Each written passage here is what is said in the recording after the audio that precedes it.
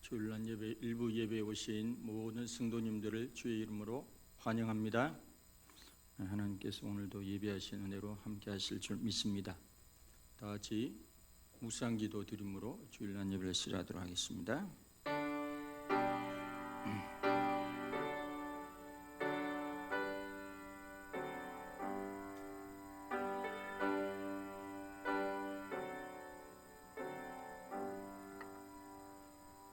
여호와께 감사하라. 그는 선하시며 그 인자하심이 영원하미로다. 신들 중에 뛰어난 하나님께 감사하라. 그 인자하심이 영원하미로다. 주들 중에 뛰어난 주께 감사하라. 그 인자하심이 영원하미로다. 홀로 큰 기이한 일들을 행하시는 이에게 감사하라. 그 인자하심이 영원하미로다. 할렐루야. 하나님 아버지 참으로 감사합니다. 이 시간 주의 피로 값주고 산 거룩한 성도들이 함께 모여 주의 성호를 경배하고 찬양하고자 모였사오니 우리 예배와 경배를 받아 주시옵시고 주의 성령으로 임재하시며 하나님의 영광 가운데 하나님께 영광이 되고 우리 마음에 크신 은혜와 진리와 생명으로 축복으로 함께해 주시옵소서. 시종을 위탁드리옵고 우리 주 예수 그리스도의 이름으로 감사하며 기도드리옵나이다. 아멘. 다 같이 사도신경으로 신앙 고백하도록 하겠습니다. 나는 전능하신 아버지 하나님 천지 창조주를 믿습니다. 나는 그의 유일하신 아들 우리 주 예수 그리스도를 믿습니다. 그는 성령으로 잉태되어 동정녀 마리아에게서 나시고 본디오 빌라도의 권한을 받아 십자가에 못 박혀 죽으시고 장사된 지 사흘 만에 죽은 자 가운데서 다시 살아났으며 하늘에 오르시어 전능하신 하나님 아버지 우편에 앉아 계시다가 거기로부터 산자와 죽은 자를 심판하러 오십니다. 나는 성령을 믿으며 거룩한 공교회와 성도가 교제하는 것과 죄를 용서받는 것과 몸의 부활과 영생을 믿습니다. 아멘. 경배와 찬양으로 하나님 앞에 나아가도록 하겠습니다.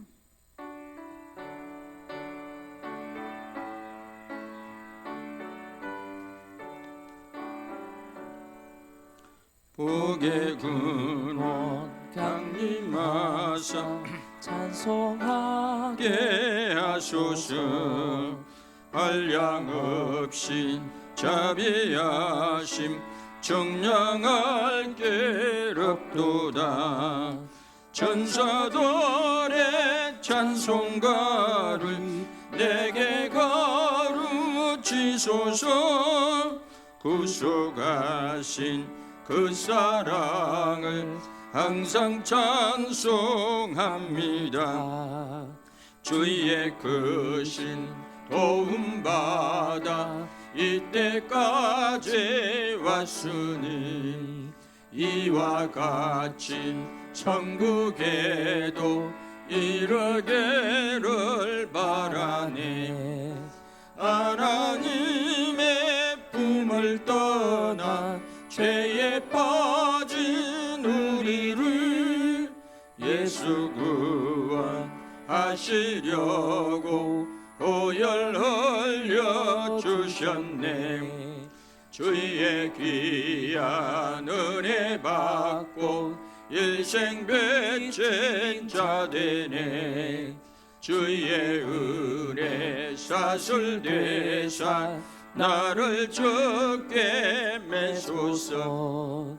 우리 마음은 연약하여 범죄하기 쉬우니 하나님이 받으시고 천국에 넣으시소서.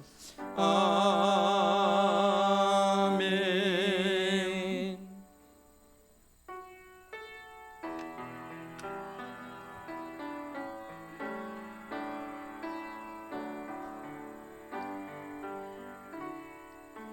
감사해요 주님의 사랑. 감사해요 주님의 은혜. 목소리 높여 주님을 영원히 찬양해요. 나의 전부이신 나의 주님. 감사해요. 감사해요. 주님의 사랑 감사해요. 주님의 은혜 목소리 높여 주님을 영원히 찬양해요. 나의 전부이신 나의 주님. 할렐루야. 하나님 아버지, 역사의 주관자 되신 하나님을 찬양합니다. 알파와 오메가 되신 하나님을 찬양합니다. 처음과 나중 되시는 하나님을 찬양합니다. 하나님 아버지, 우리를 지으시고 역사하시고 인도하시는 하나님을 찬양합니다. 그러나 우리가 때로는 하나님의 섭리와 하나님의 그 주권하심에 굴복하지 않고 순종하지 않고 완악하게 완고하게 반응할 때가 있었음을 고백합니다. 종들을 불쌍히 여겨 주시옵소서. 전 세계 아버지, 코로나가 아직도 행행 중에 있습니다. 그래 수많은 사람이 죽어가고 수많은 사람이 힘들어하고 있습니다. 그간 과학기술 문명으로 인하여 자만하고 교만했던 모든 인류가 하나님 앞에 자복하고 회개하는 기회가 되기를 소망합니다. 그리고 하나님의 긍휼과 자비하심을 의지하는 온 인류가 되기를 소망합니다. 하나님 앞에 돌아오기를 소망하고 하나님은 경외하기를 다시금 새롭게 하는 기회가 되기를 간절히 소망합니다. 얼마 전에 또 미국의 대선이 또 끝나게 하심을 감사합니다. 아버지 조 바이든 씨가 또 대통령에 당선되게 하심을 감사드립니다. 하나님, 한미동맹이 더 아버지여 유지되게 하옵시고 아름답게 강화되게 하옵시고 가치동맹을 전 세계적으로 샬롬적으로 평화적으로 나타날 수 있도록 역사하여 주시고 분열됐던 미국의 모든 국민들에게 치유가 되게 하옵시고 화합할 수 있도록 은총을 베풀어 주시며 하나님 주신 그 미국의 강대한 힘을 통해서 전 세계 샬롬의 통로, 축복의 통로가 되는 미국이 될 수 있도록 은총을 베풀어 주시옵소서. 이 나라 민족을 기억하여 주시고 남북의 자유민주주의로 평화통일 되어지게 역사하여 주시며 자유를 갈망한 북한 동포들에게 긍휼과 자비를 베풀어 주셔서 하루속히 저들도 우리와 같이 동일하게 하나님을 소리 높여 찬양하며 경배하는 날이 속히 올 수 있도록 역사하여 주시옵소서. 코로나19 중이지만은 저희들이 이렇게 주일날 모여서 예배를 드릴 수 있어서 감사합니다. 오늘도 우리의 마음과 목숨과 뜻을 다하여 드리는 예배가 되게 하시고 하나님 아버지께서 성령으로 임재하는 복된 시간 되게 하옵소서. 우리의 마음을 받아주시옵소서. 우리의 믿음을 받아주시옵소서. 올 때는 어떤 마음으로 왔든지 각자의 심령에 필요한 은혜로 역사하여 주시옵소서. 구원이 필요한 적에는 구원의 은혜를, 생명의 역사가 필요한 적에는 생명의 충만함을, 치유가 필요한 적에는 주여 여호와 라파 하나님의 치유의 은총을 베풀어 주시고 각 가정에 필요한 모든 은혜를 역사하여 주시고 구원해 주시고 필요한 것으로 공급해 주시며 구원해 주시고 역사하여 주시옵소서. 성령으로 임재하여 주시고 말씀을 전하는 종이나 듣는 모든 성도들에게 주의 성령 안에서 한마음 한뜻 되게 역사하여 주시옵소서. 이 예배를 통해서 하나님 영광을 받아 주시옵소서. 이 시간을 온전히 위탁드리옵고 우리 주 예수 그리스도의 이름으로 감사하며 기도드리옵나이다. 아멘.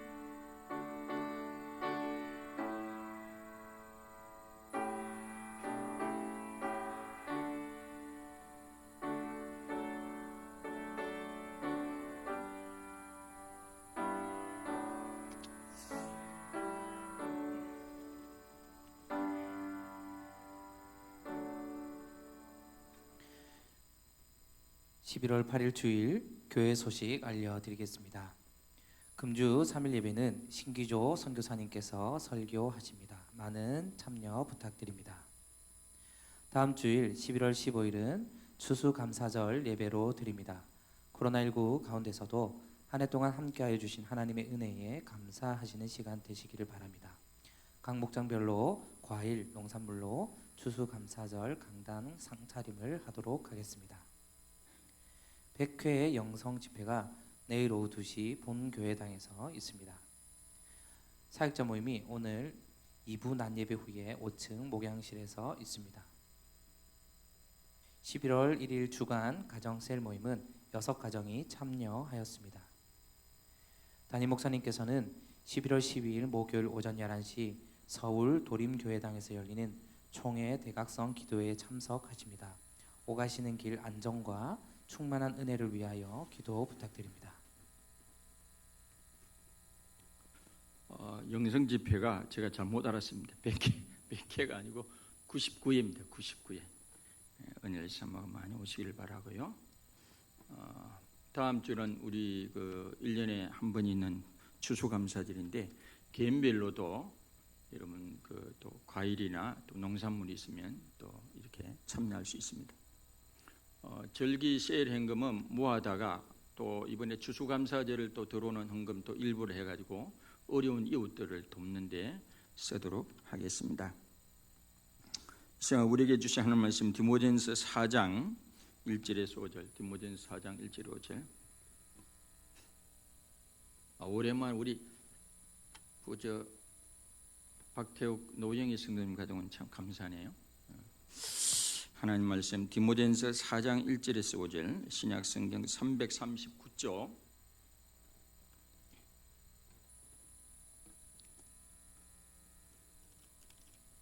한 절씩 교독하죠. 그러나 성령이 발기 말씀하시기를 후일에 어떤 사람들이 믿음에서 떠나 미혹하는 영과 귀신의 가르침을 따르리라 하셨으니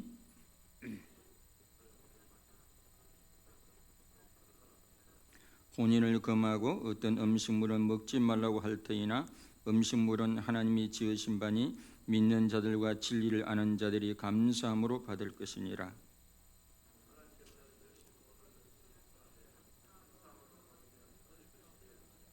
같이 읽죠. 하나님의 말씀과 기도로 거룩하여 짐이라. 아멘. 오늘은 추수감사절을 앞두고 감사함으로는 제목으로 말씀을 같이 받도록 하겠습니다. 얼마 전에 코미디언 박지선 양이 스스로 목숨을 끊은 일이 있었습니다. 햇빛 알레르기란 지병 때문에 자살한 것 같기도 한데 너무 안타깝죠. 너무 안타깝습니다. 참 인기도 많았고 재주도 많고 공부도 잘했던 것 같은데 한국은 이미 15년째 경제개발협력기구 OECD 회원국 중 스스로 목숨을 끊는 사람들 이 율이 10만 명당 자살자 수가 1위를 기록 중이고 지난해에는 OECD 평균 11.3명을 훨씬 웃도는 24.6명을 나타냈다고 합니다. 특히 코로나19 여파로 여성이 자기 목숨을 끊는 이 자살률이 급증하면서 올 상반기는 극단적 선택에 나선 여성들은 지난해보다 7.1% 늘어난 1942명, 여성들만 1942명. 이 참 보통 숫자가 아니죠. 이 젊은 층도 취약계층이고 지난해 10대 사망자의 37.5%, 20대는 51.0%, 30대는 39%가 스스로 목숨을 끊는 사망자 가운데 스스로 목숨 끊는 사람들이 굉장히 프로테이지가 많다라고 하는 것입니다. 미국의 에이브럼 링컨은 기질적으로 우울증을 타고났다고 그래요. 하나뿐인 남동생은 어릴 적 사망하고 어머니도 별세하고 누나 역시 유산 후 몸 관리를 잘못해 사망하고 그러니 첫사랑인 앤 루툴리지도 죽고 결혼 후에는 두 아들 에디와 월리가 죽고 이게 어디에 되는 겁니까? 남동생도 죽고 어머니도 죽고 누나도 죽고 첫사랑도 죽고 결혼 후에는 두 아들과 엘리와 월리가 죽고 그래서 링컨은 늘 자기 입에 달고 다니는 단어가 자살하고 싶다, 자살하고 싶다. 늘 이야기를 자주 했다고 그래요. 그의 동료 변호사였던 스튜어트는 링컨을 대책 없는 우울증 환자라고 평가했다고 합니다. 링컨 집에는 늘 링컨의 전기를 기록한 책에는 늘 불안하다는 말이 193회나 나옵니다. 불안하다. 이 링컨의 우울증을 쓴 조슈아 울프 쉔크라는 사람은 링컨이 우울증을 이긴 과정을 세 단계로 처음에는 공포, 두 번째는 교전, 이 우울증과 싸운다 이 말이에요. 교전. 세 번째는 우울증에 벗어나는 초월. 공포, 교전, 초월. 이 단계를 거쳐서 링컨은 우울증에서 벗어났다고 하는 것이다. 자기를 두렵게 하는 모든 일에 무릎 꿇지 않고 전투를 치러 이겨냈다는 말이죠. 악한 영은 우리에게 절망과 낙심을 주고 스스로 목숨을 끊고 싶은 그런 충동을 준다고 합니다. 그런데 링컨은 어떻게 극복했을까요? 그는 하나님을 선장으로 모시고 기도와 성경 말씀으로 이겨냈습니다. 하나님을 자기 인생의 선장으로 모시고 이겨냈다고 하는 거죠. 늘 자그마한 성경을 갖고 다니며 있던 그는 이렇게 말했습니다. 게티즈버그 전투가 한창일 때 나는 기도를 하면서 그 모든 것이 하나님의 손에 달려있다고 생각했습니다. 그랬더니 달콤한 위안이 내 영혼속으로 흘러들어 왔습니다. 링컨은 기도와 성경, 하나님이 선장 되시는 삶으로 우울증을 극복해냈습니다. 그리고 역사적인 미국의 대통령이 되었습니다.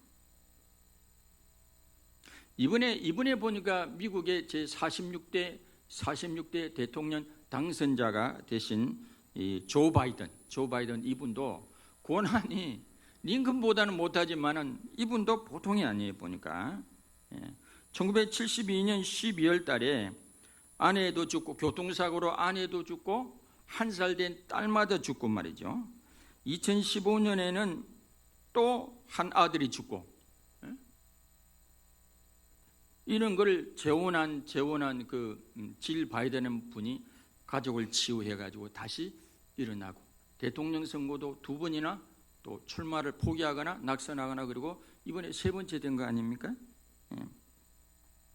조 바이든 씨 그 아버지가 어릴 때부터 조 바이든에게 이런 말을 했다고 그래요. 사람의 척도는 얼마나 자주 쓰러지는가가 아니라 얼마나 빨리 일어났냐 그 사람 됨됨이 달렸대. 참 그 아버지가 훌륭한 아버지 뭐 듣기로는 신문기사로는 뭐 청소부고 뭐 그랬다 그래요.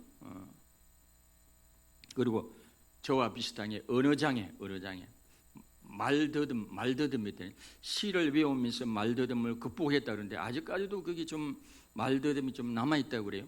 한때는 막 수많은 사람들 앞에서 연설하는데 오바마를 말해야 되는데 오바 아메리카 이랬다 그래요. 오바 아메리카. 예. 저는 그 심정을 이해가 갑니다. 예. 여러분의 인생의 선장은 누구입니까? 여러분 우리의 인생의 선장을 하나님으로 삼을 때 우리가 우울감에서 빠져나갈 수 있는 줄로 믿습니다. 여러분이 우울할 때, 여러분이 낙심에 빠질 때 누가 여러분을 도와줍니까? 시편 42편 11절에 보면 내 영혼아 네가 어찌하여 낙심하며 어찌하여 내 속에서 불안해하는가? 너는 하나님께 소망을 두라. 네 얼굴을 도우시는 네 하나님께 소망을 두라고 다윗은 네가 왜 낙심하는가? 네 얼굴을 도우시는 하나님을 보라. 우리가 하나님을 바라볼 때 여러분 낙심에서 벗어나고 두려움에서 벗어나고 우울에서 벗어날 수 있는 줄로 믿습니다. 아멘. 우리가 알고 있다시피 추수감사절은 최초의 추수감사는 가인과 아벨의 제사에서 비롯되었고 그리고 유대인은 맥주감사절과 수장절에서 유래되죠. 그러나 오늘날 우리나라의 추수감사절 모습은 영국에서 미국으로 건너간 청교도들에 의해서 비롯됐습니다. 1620년 경건한 삶을 추구하던 청교도 102명이 영국에서의 박해를 피해 메이플라워 호에 몸을 싣고 60일의 항해 끝에 11월 20일 신대륙의 플리무스 항에 상륙했습니다. 그해 겨울 많은 사람이 사망했지만은 인디언들의 도움으로 살아남은 사람들은 이듬해 봄에 씨앗을 뿌려 가을에 곡식을 수확할 수 있었습니다. 이때 청교도들은 자신들이 도운 인디언들을 초청해 가지고 수확한 곡식과 채소와 과일을 놓고 하나님 앞에 감사를 드리게 되었습니다. 고난 중에 드린 이 감사의 기도가 오늘날 우리가 지키고 있는 추수감사절의 유래가 되었습니다. 첫 추수감사절을 지켰던 청교도들은 추위와 배고픔에 시달려야 했지만 7가지 감사 조건을 가지고 있었습니다. 첫째, 작은 배라도 주셨음을 감사하고, 두 번째는 117일간에 계속 항해할 수 있어서 감사하고, 그 다음에 2사람이 죽으서나 한 아이가 태어났음을 감사하고, 그 다음에 돛이 부러졌으나 파손되지 않았음을 감사하고, 파도에 휩쓸린 사람들이 모두 구출됐음을 감사하고, 호의적인 원주민이 사는 상륙지점을 찾아냈음을 감사하고, 단 한 명도 들어가는 사람이 없었음을, 단 한 명도 돌아가자고 하는 사람이 없었음을 감사했다고 했습니다. 존 웨슬리는 당신은 생명과 호흡과 모든 것을 주신 그분께 충분히 감사하고 있는가라고 물었습니다. 조지 하바트는 기쁠 때만 감사하지 않게 해 주십시오. 감사하는 마음이 나의 심장박동이 돼 당신을 찬양하게 하소서라고 기도했습니다. 어떤 사람은요, 숨도 제대로 못 쉬어가지고 산소 호흡기에 의지하는 사람이 있지 않습니까? 그러면 여러분 숨을 마음 놓고 쉬는 것도 감사해 본 적 있습니까? 우리는 우리 안팎에 일어난 모든 일들에 대하여 어떤 반응을 보이고 있습니까? 불만으로 반응하지 않습니까? 아니면 감사함으로 반응할 때가 많습니까? 저는 이 매일마다 감사 일기를 적어가지고 하루에 적어도 4가지 다, 말할 때는 10가지 이상 감사 제목을 컴퓨터에 적어놓은 지 지금 2001년부터 했는가? 지금 굉장하죠. 예. 사도 바울은 오늘 말씀에서 하나님이 창조하신 모든 것이 다 선함으로 만약 감사함으로 받으면 버릴 것이 없다라고 말씀하고 있습니다. 첫째, 그런데 사도 바울은 먼저 오늘 이 본문의 말씀에서 미혹의 영, 귀신의 영의 가르침에 있다라고 했습니다. 그거는 뭐냐면 오늘 여기 보면 혼인을 금하고 어떤 음식도 먹지 말라, 그런 가르침이 있다고 그래요. 이거는 뭐냐면 소위 말해서 그 당시에 영지주의 가르침, 영지주의는 그노시스라는 이단이 있었어요. 그건 뭐냐면 영은 거룩하고 물질은 악하기 때문에 그래서 금욕주의적으로 흐르죠. 혼인도 하지 말고 어떤 음식도 이렇게 먹지 말고 이런 식으로 말이죠. 이 금욕주의로 흐르죠. 예수님의 육신으로 오는 것도 부인하죠. 왜냐하면 물질은 악한 것이고 더러운 것인데 설마 하나님의 아들이 육신을 입고 올 리가 있겠는가?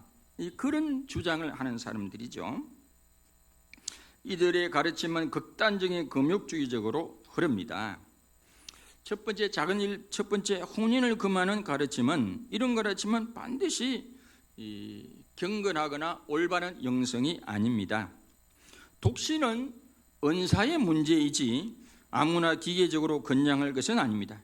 하나님의 창조오더는 남녀가 만나가지고 결혼해서 자녀를 낳고 사는 것이 하나님의 뜻이고 하나님의 창조 질서인 줄로 믿습니다. 창세기 2장 18절 이하에 보면 여호와 하나님이 이르시되 사람이 혼자 사는 것이 좋지 아니하니 그랬습니다. 내가 그를 위하여 돕는 배필을 지으리라 그랬습니다.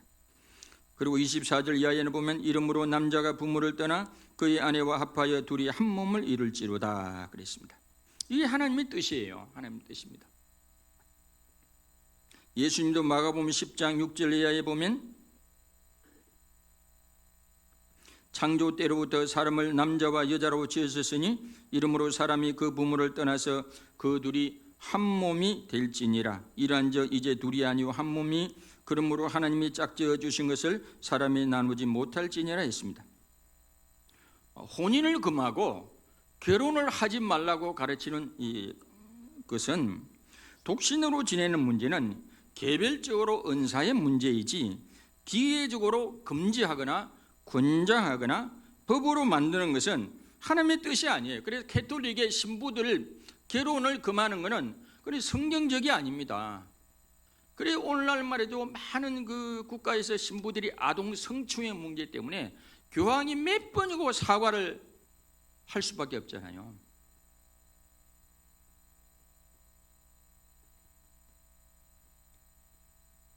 그는 사람의 생각으로 만든 전통에 불과하죠. 고린도전서 7장에도 보면 그러나 내가 이 말을 하면 허락이요 명령은 아니니라.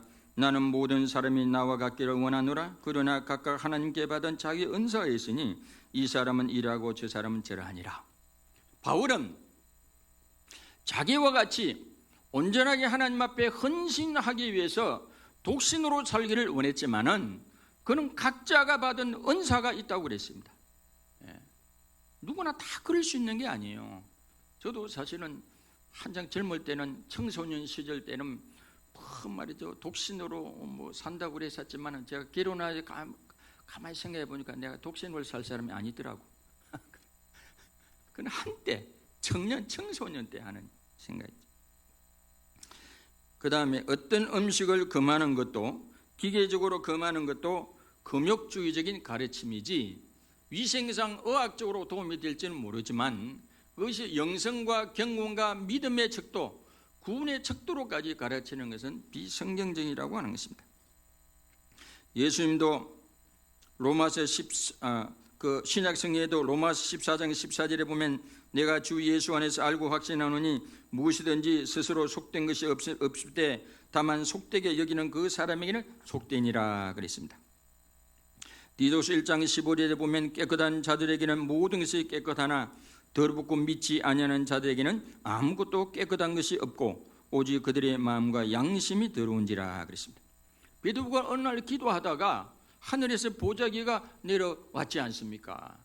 근데 보니까 부정한 고기, 율법에는 보면 먹을 수 없는 그런 짐승의 고기들이 있죠. 오늘 하늘에서 음성이 들리기를 야 먹으라 그랬는데 베드로가 주님 제가 어릴 적부터 이런 고기를 먹지도 않았고 먹지도 않았는데 속되다 여겼는데 예수님이 야 내가 먹으라고 하는데 왜 네가 안 먹냐?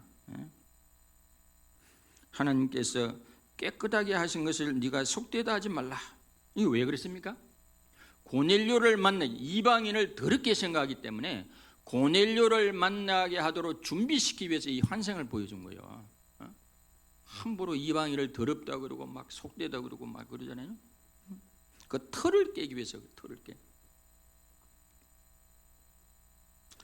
세 번째, 예수님을 넘어서는 경건 영성적 도전은 바람직하지 못합니다. 어떤 사람은요, 예수님이 40일 금식했으니까 나는 50일 한다. 이딴 식으로 하는 분들이 있어요. 가끔 보면. 저는 예수님보다 더 어떻게 한다는 거는 저는 그게 건강한 태도가 못 된다고 봅니다.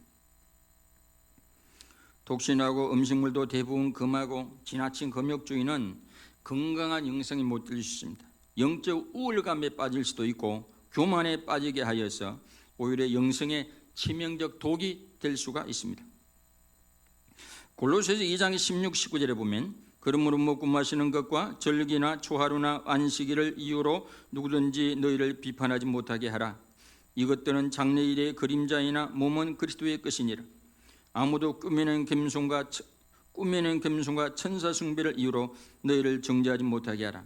그리고 23절에 가보면 그는 자의적 숭배에 불과하고 육체를 금지하기에는 아무런 유익이 못 된다 그랬어요. 40일 금식기도 한다, 50일 금식기도 한다. 그걸 자칫 잘못하면요, 이천수 목사님 뭐라고 하냐면 오히려 자아를 강하게 만든다 그래요. 내가 40일 금식했다. 내가 누군지 아느냐? 40일 금식했다. 저도 가끔 그런 게 있는 것 같더라고요. 제가 울산에 있을 때 막 교회 무신 이순이라고 꿈에 뱀이 무진장에 등장하고 꿈에 그럴 때마다 자동 3일 금식, 5일 금식, 7일 금식, 10일 금식 해놨더니 그게 어느새 그게 저한테 때때로는 야 의가 될 수 있겠더라고요. 의가. 하나님 은혜로 한 건데 잘못하면 그게요 영적인 독이 될 수 있습니다. 자기 자랑이 되면 안 되죠.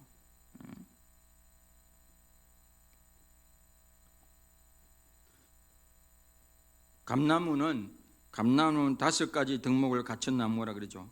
잎이 넓어 글을 쓸 수 있으니 문이고, 나무가 단단히 화살촉으로 자랄 수 있으니 한자 무고, 열매의 겉과 속이 다 붉으니 표리 부도하지 않는 한자 충이고, 지혜 없는 노인도 먹기 쉬운 열매가 있으니 효가 있고, 설이 내리는 늦가을까지 열매가 달려 절개가 있다고 합니다. 감나무의 7가지 장점도 있는데 오래 살아 좋은 그늘을 만들고, 새가 집을 짓지 않고 벌레가 없고, 단풍이 아름답고, 열매는 먹음직스럽고, 낙엽은 거름이 되고, 목질은 검고 잎은 푸르고, 꽃은 노랗고 열매는 붉되, 말린 곶감은 흰이 오방색이 있는 나무라고 합니다. 하나하나 따져보면 감나무는 잎부터 꽃, 열매까지, 뿌리까지 버릴 것이 없습니다. 오늘 말씀에 보면 하나님께서 지으신 모든 것이 선함에 감사함으로 받으면 뭐라고요? 버릴 것이 하나도 없다. 버릴 것이 하나도 없다 라고 하지 않습니까? 조 바이든 씨 두 번째 부인이 된 조은한 질 바이든 씨가 뭐라고 하는지 아세요? 이 가정을 치유하고 이 가정을 세운 힘으로 미국을 치유하겠다 그러잖아요. 미국을 치유하겠다. 여러분 상담학 교수 하는 분을 다 그렇지 않지만 대부분 보면 자기 가정의 어려움을 극복하면서 상담학 공부를 하다 보니까 상담학 강사가 되거나 교수가 되거나 그런 분들 많아요. 변영 교수도 그렇다 그러더라고요. 남편이 웃었고요. 밤에 잠자고 있는데 말도 안 하고 발꼬락으로 물 떠와 이러더랍니다. 장로님 아들인데 시집 가보니까 얼마나 그 가정이 가부장적인지 밤에 같이 잠자고 있는데 갑자기 물 떠와 이런 가정에 시집을 고생을 엄청 했다 그러더라고요. 그런 고민을 하다가 상담 공부하고 심리 공부하고 그러다가 변년 그분이 대학교 강사가 되고 교수까지 된 거 아닙니까? 자기가 받은 고난이 그걸 잘 성화시키면 그게 나중에 이 치유하는 때 기확에 쓰임받는 통로가 될 줄로 믿습니다. 이 혼인을 금하고 음식물을 다 먹지 말라고 하는 것은 영지주의적 가르침이고 성경적인 가르침이 아니라고 하는 것입니다. 사도 바울은 왜 그런 가르침이 잘못된 것이라고 했을까요? 두 번째, 왜냐하면 그 이유는 하나님이 창조하신 모든 것이 다 선하기 때문이라고 그랬습니다. 창세기 1장 31절에 보면 하나님이 지으신 그 모든 것을 보시니 보시기에 심히 좋았더라 그랬습니다. 근데 사람들이 악한 꾀를 내가지고 생각을 하고 반역하고 하나님의 길에서 벗어났으므로 모든 만물이 모든 인간과 자연과 모든 생태계가 애초에 좋았던 것에서 벗어나게 되었지, 원래는 인간이 범죄하기 전에는 하나님이 창조한 모든 걸 보니까 보시기에 심히 좋았더라 그랬습니다. 전도서 7장 29절에 보면 내가 깨달은 것은 오직 이것이라 곧 하나님은 사람을 정직하게 지으셨으나 사람이 많은 꾀들을 낸 것이니라 그랬습니다. 원래는 하나님이 창조한 모든 것을 다 선하게 지었고 선하게 지은 줄 여러분 믿으시길 바랍니다. 그 하나님 보시기에 좋았다고 했다라고 하는 것입니다. 사도 바울은 왜 그런 가르침이 잘못된 것이라고 했을까요? 셋째, 감사함으로 받아들이면 버릴 것이 없기 때문에 그렇습니다. 오늘 여기 보면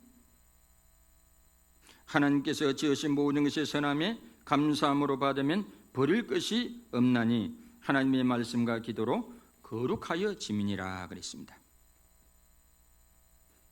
일단은 우리가 하나님 지은 모든 것이 선하고 좋은 것이기 때문에 나쁜 것도 우리가 때로는 죄만 아니라면 감사함으로 받으면 그게 좋은 것이 될 수가 있어요. 그래서 일단은 믿음을 가지되 진리를 가지고 분별할 수 있습니다. 모든 음식물은 감사함으로 받지만 그러나 어떤 음식물은 위생상 의학적으로 가리는 것이 좋을 수도 있습니다. 자, 그럼 두 번째, 더 나아가 우리는 하나님 주신 모든 것이 선함으로 감사함으로 받으면 버릴 것이 없다는 것을 음식물뿐만 아니라 좀 더 넓게 생각할 필요가 있습니다. 우리에게 일어난 모든 일들에 대하여 하나님 안에서 생각하고 감사함으로 받아들이면 또 하나님의 말씀을 붙들고 기도하면 거룩하여지고 버릴 것이 없는 줄 믿습니다. 아멘. 저도 어릴 때부터 언어장애가 있었기 때문에 이 장애인들을 보면 참 제가 동면상령이에요. 정신장애, 지체장애, 무슨 장애든지 노화인들도 그렇고, 제가 그런 걸 경험을 좀 했기 때문에 그러죠. 살진 5장 16, 18절에 보면 항상 기뻐하라, 쉬지 말고 기도하라, 범사에 감사하라. 이게 우리를 향하신 하나님 뜻이라고 하지 않았습니까? 로마서 8장 28절 이하에 보면 하나님을 사랑한 자, 그 뜻대로 부르심을 입은 자들에게는 모든 것이 합력하여 선을 이룬다고 하지 않았습니까? 요셉도 다니엘도 그들 인생도 기고한 인생이고 정말로 고난이 겹쳐서 왔지만은 결국 그들도 하나님을 인생의 선장으로 삼고 하나님의 말씀을 붙들고 기도하였으니까 구별된 인생이 되는 줄로 믿습니다. 아멘. 하나님께 지으신 모든 것이 선함에 감사함으로 받아들이면 버릴 것이 없느니라. 말씀과 기도로 거룩한 인생이 되는 줄 믿습니다. 할렐루야, 할렐루야.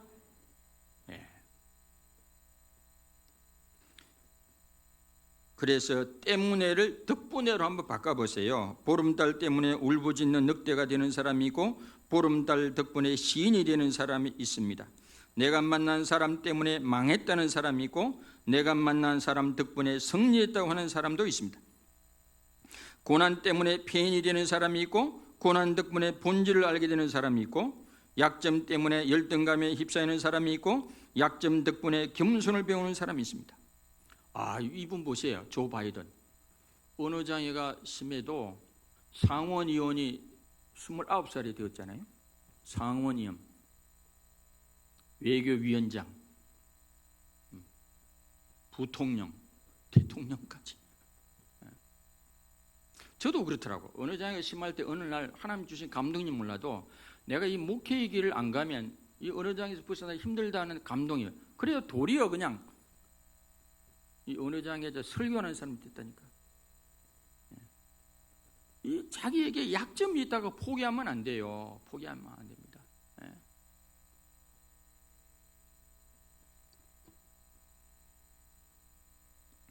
결핍하기 때문에 주저앉는 사람이 있고 결핍 덕분에 기도하며 날아오르는 사람이 있습니다. 하나님을 멀리할수록 때문에라고 불평하고 하나님을 가까이 할수록 덕분에라며 감사합니다. 하나님을 가까이 했던 아담은 하와 덕분에 내 뼈 중에 뼈, 살 중에 살이라고 행복해했고 하나님을 멀리하고 선악과를 먹은 아담은 하와 때문에 죄를 범했다고 했습니다. 바다로 여행을 온 아버지와 아들이 있었습니다. 부자는 배를 빌려 수심이 얕은 곳에서 그물을 던져 고기를 잡고 있었는데 자리를 잘못 잡았는지 고기는 몇 마리 못 잡고 자꾸 해초만 걸려 올라와 흙물을 계속 켜고 있었습니다. 참도 못한 아들이 결국 화를 내며 아버지께 말합니다. 벌써 몇 번이나 해초만 건지고 있어요. 아빠, 도대체 하나님은 왜 해초 같은 걸 만들었을까요? 바다에 고기만 가져가면 얼마나 더 좋을지 모르는데.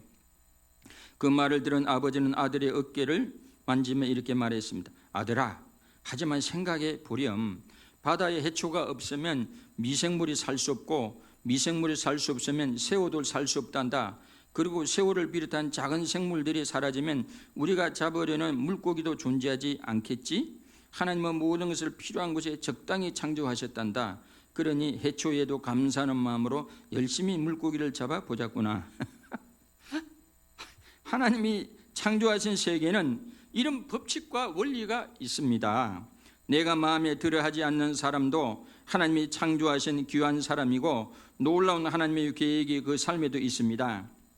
한 사람 한 사람의 가치와 가능성을 바라볼 때 편을 가르고 대립하기보다는 이해하고 연합할 수 있습니다. 하나님 주시는 사랑의 눈으로 그 형제 자매들을 바라보시길 바랍니다. 제가요, 이리 봐도 눈이 이리 생겨도 사람들을 대할 때 원수로 이렇게 대하지는 않습니다. 제가 뭐 마음에 안 드는 사람 노예 가서 결정적으로 표를 줄 때는 내가 그 사람 표를 안 주지만은 평상시 대할 때는 웃고 친절하게 대합니다. 같은 노예 안에도. 그래 그 사람들 저를 좋아해요. 내심으로 제가 사람을 구별해 있지만은 겉으로는 그리 안 돼야죠. 왜? 언제 원수는 외나무 다리에서 만난다고 언제 어느 때 그 상황이 역전될지 몰라요. 인생은요. 사람 팔자는 모른다니까요. 그래서 대부분의 분들이 저를 좋아해요. 겉으로는 다 좋아하죠. 제가 속으로는 내가 분별하고 있지만은 겉으로는 잘 대해줘요. 사람은 그래야 됩니다. 하나님께 지으신 모든 것이 선하심에 감사함으로 받으면 뭐라고요? 버릴 것이 없느니라. 이 참요 놀라운 말씀입니다.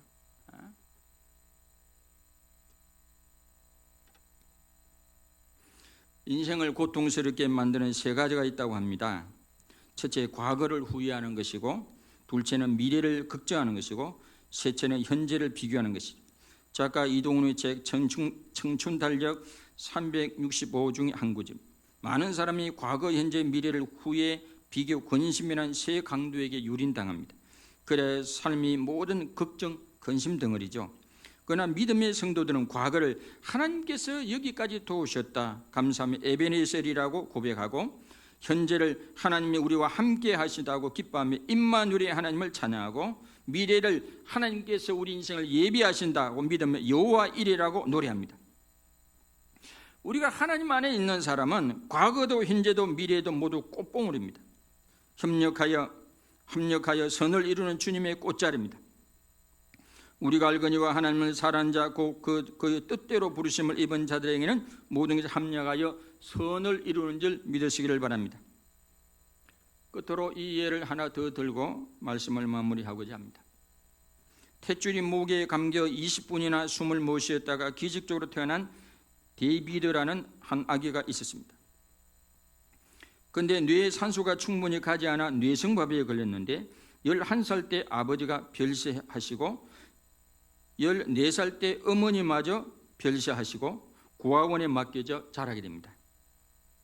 기독교 기관에서 운영하던 곳에서 하나님에 대해 알게 되면서 데이비드는 하나님을 원망하기 시작했습니다. 정말로 하나님이 살아있다면 나는 왜 장애인으로 태어났습니까? 그리고 엄마 아빠는 왜 이렇게 일찍 데려갔습니까? 그리고도 저를 사랑한다고 할 수 있나요? 자살 시도도 수차례 했지만 계속 실패를 했던 그는 그토록 원망하던 예수님을 믿어보고 새로운 선택을 하며 살아가기로 했습니다. 그리고 그의 삶은 거짓말처럼 바뀌기 시작했고, 사랑하는 아내를 만나 4자녀를 두게 되었으며, 많은 직원을 둔 동기부여 연설가로, 뇌성마비에 걸린 사람이 사람들에게 동기부여 설교가가 됐대요. 동기부여 연설가로 미국 전역에서 초청을 받고 있습니다. 데이비드 리응은 자신의 인생을 바꾼 질문에 대해 사람들에게 이렇게 말합니다. 하나님께 왜냐고 묻지 마시고 다만 하나님의 뜻이 무엇인가를 물어보시라고 했습니다. 하나님을 정말로 우리의 구세주와 주인으로 믿는다면 모든 상황 가운데서 하나님을 의지하고 신뢰해야 합니다.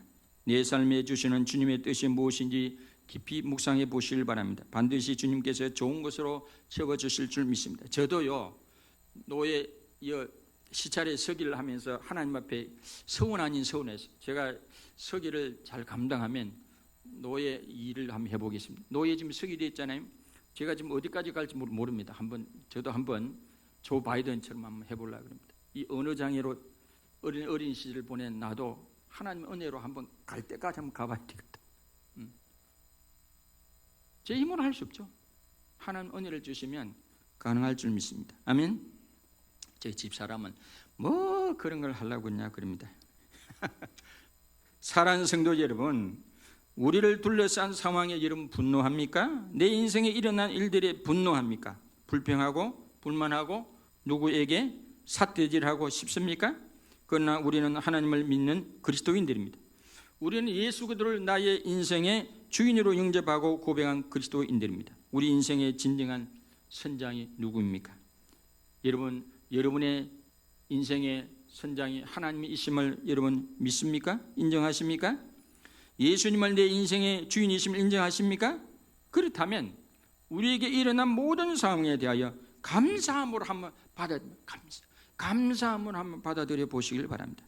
그리고 말씀을 붙들고 기도하여 보시길 바랍니다. 그러면 우리의 인생이 구별된 인생이 될 줄로 믿습니다. 아멘. 그러고 하다는 말이 구별되라는 뜻이거든요. 말씀과 기도로 구별된 인생, 똑같은 인생이 되는 게 아니고 구별된 인생이 되잖아요. 하나도 버릴 것이 없습니다. 오늘 이 말씀에 보면 하나님께 지으신 모든 것이 선함에 감사함으로 받으면 버릴 것이 없나니 하나님의 말씀과 기도로 거룩하여 짐이라. 이 추수감사절 앞두고 이 말씀이 계속 빙빙 도는데 결국 이제 설교를 했죠. 우리 성도들한테 전해야 되구나. 하나님 지으신 모든 선함에 내한테 일어난 모든 것을 우리가 하나님 안에서 선하다고 하는데, 내가 그것을 믿음으로 받아들이고 감사하면, 말씀과 기도를 붙들고 말씀을 붙들고 기도하면 내 인생이 구별된 인생이 된다고 하는데, 이 말씀을 여러분 믿음으로 받아보시길 바랍니다. 아멘. 또 이런 설교하면, 이런 일을 하면 누가, 보통 사람은 그런 이야기해요. 그분이니까 그렇지, 조 바이든이니까 그렇지, 뭐 데이비드. 아니에요. 나도 할 수 있어요. 우리도 할 수 있어요. 참 안타까운 분들은, 목사님 제 사정을 몰라요, 그런 분들이 있어요. 여러분들보다 더 심한 고난을 당한 분도 오뚜기처럼 일어서는데 자꾸 이게 움츠러드는지 몰라요. 금년 한 해 여러분 가정의, 직장의, 주변에 일어난 일들로 인하여, 특히 코로나로 인하여 감사가 깨어졌습니까? 감사가 깨어졌습니까? 유리처럼 감사가 깨어진 분이 있습니까? 그걸 반창고로 붙여야 될지, 본드로 붙여야 될지 알 수는 없지만은, 이번 추수감사절을 맞이하여 깨어진, 잃어버린 감사를 다시 한번 회복해 보시기를 바랍니다.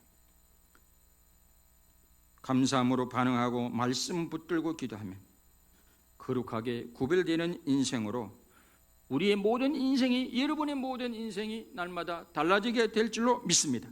변화가 일어날 줄로 믿습니다. 그렇게 살아가는 저와 여러분들이 다 되시길 주님의 이름으로 축원합니다. 이 시간 말씀 붙들고 기도하겠습니다. 589장, 찬송가 589장.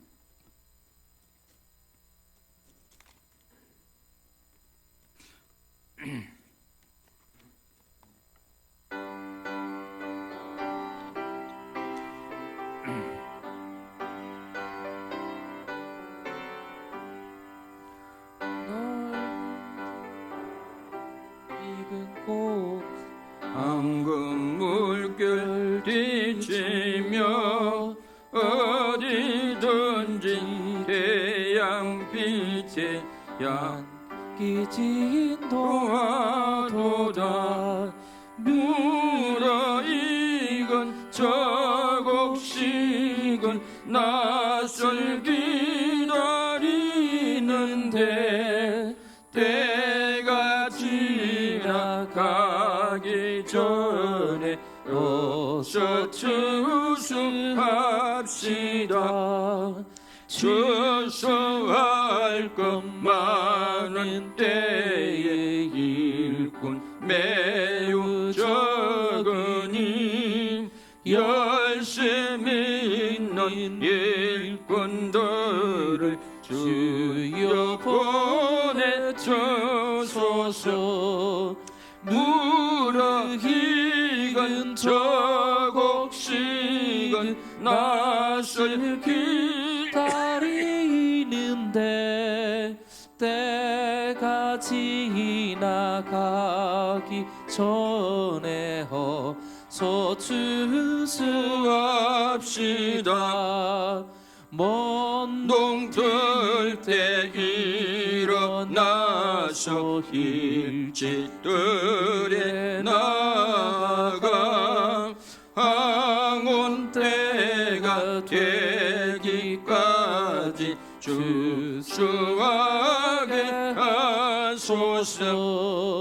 무르익은 저곡식은 낯을 기다리는데 때가 지나가기 전에 어서 주수합시다.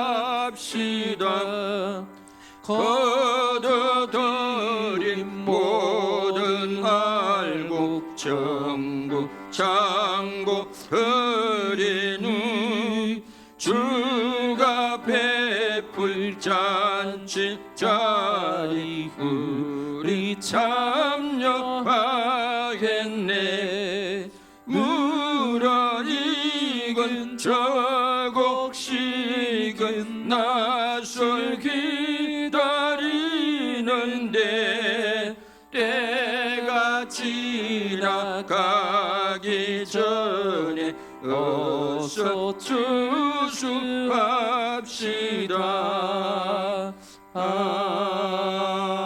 아멘.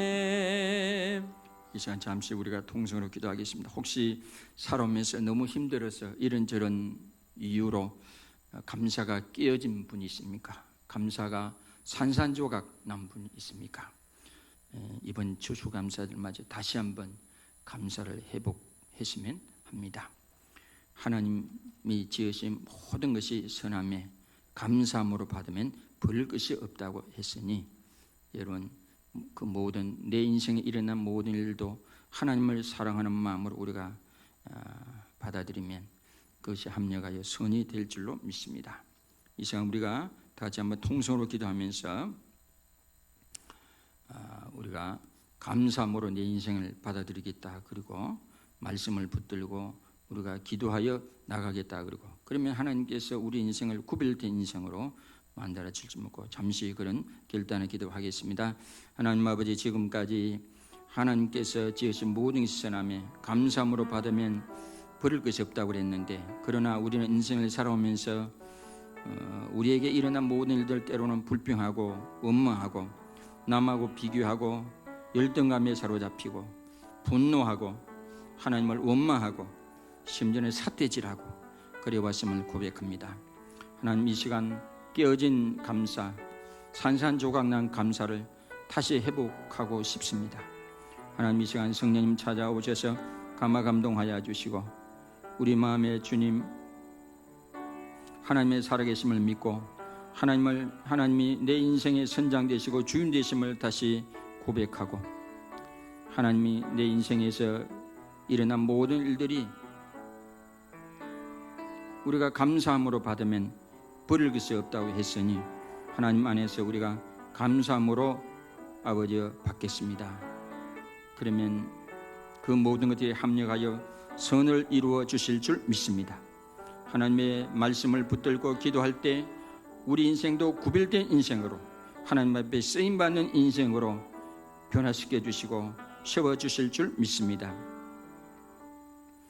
하나님 아버지, 감사합니다. 오늘도 11조 감사헌금, 성교헌금, 구제헌금, 또 세일헌금 드린 모든 분들을 기억하여 주시고 30배, 60배, 100배로 갚아주시고 주라 후일에 흔들어 넘치도록 안겨주리라 말씀하셨사오니 그 말씀대로 되어질 줄로 믿습니다.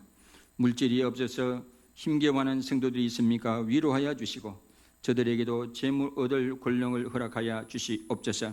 이 열방계를 출입하는 모든 성도들에게 부어줄지언정 꾸임을 받지 않도록 은혜를 베풀어 주시옵소서. 이 예물이 세는 곳곳마다 하나님의 거룩한 영광이 나타나기를 원하옵고 우리 주 예수 그리스도의 이름으로 감사하며 기도드리옵나이다. 아멘. 하나님께 영광의 박수를 올려드리도록 하겠습니다. 앞을 보시고 사랑으로 축복합니다. 시작. 사랑으로 축복합니다. 자, 오늘 말씀 기억하시고 하나님께 지으신 모든 것이 선함에 감사함으로 받으면 볼 것이 없다 그러더니 우리 다 같이 고백합시다. 감사함으로 받으면 볼 것이 없다. 시작. 감사함으로 받으면 버릴 것이 없습니다. 아멘. 다 같이 일어나셔서 공동기도문 읽고 찬양 부르고 축도하도록 하겠습니다. 13일부터는 정부에서 마스크 안 쓰면 과태료 준다 그러는데 과태료 물은 일이 없도록 아직 코로나 끝난 게 아니기 때문에 개인적으로 잘 하시길 바랍니다. 1번, 하나님 아버지, 우리 열방교회 성도들이 하나님께 지으신 모든 것이 선함에 감사함으로 받으면 버릴 것이 없나니 하나님의 말씀과 기도로 거룩하여 짐이라 말씀을 붙들고 범사에 감사함으로 버릴 것이 없구나 하는 간증을 하는 성도들이 다 되게 하옵소서. 아멘. 2. 하나님 아버지, 우리나라 안에 정치, 경제, 사회, 문화, 언론, 법조, 교육, 종교 모든 영역 안에 하나님의 공의가 강물처럼 흐르게 하옵시고 하나님의 창조 질서를 무너뜨리고 하나님의 진리에 대적하는 모든 사람들에게 하나님의 살아계심을 나타내 보여 주옵소서. 아멘. 3. 하나님 아버지, 이 나라의 민족 가운데 하나님의 주권적 간섭과 성령님의 역사로 코로나19에서 벗어나 샬롬의 일상으로 돌아가게 하시고 저 북녘의 땅과 한반도가 하나님의 다스림 속에 복음적 통일을 이루어서 모든 무지, 오해, 미움, 정오, 갈등에서 벗어나서 온전한 삶을 누리게 하소서. 예수 그리스도의 이름으로 기도드립니다. 아멘. 찬양 부르고 축도로 마치도록 하겠습니다.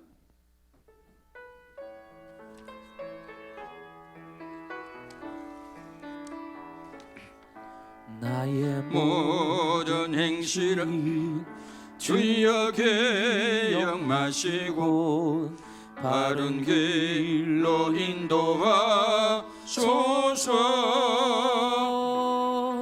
기쁠 때나 슬플 때 나와 동행하시며 밤낮 서로 인도하소서. 내 모든 형편을 다 개혁하시고 늘 나와 동행하옵소서. 나의 생명 주 앞에 남김없이 드리니 주여 나를 지켜주소서.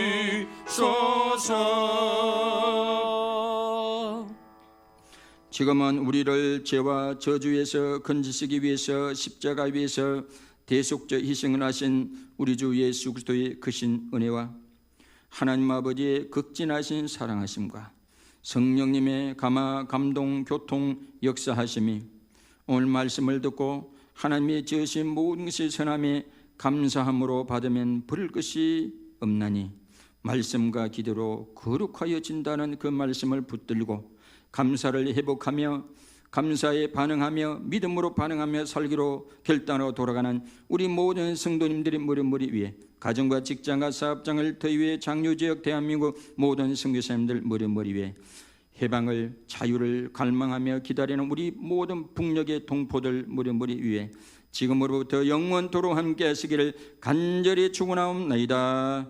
아멘.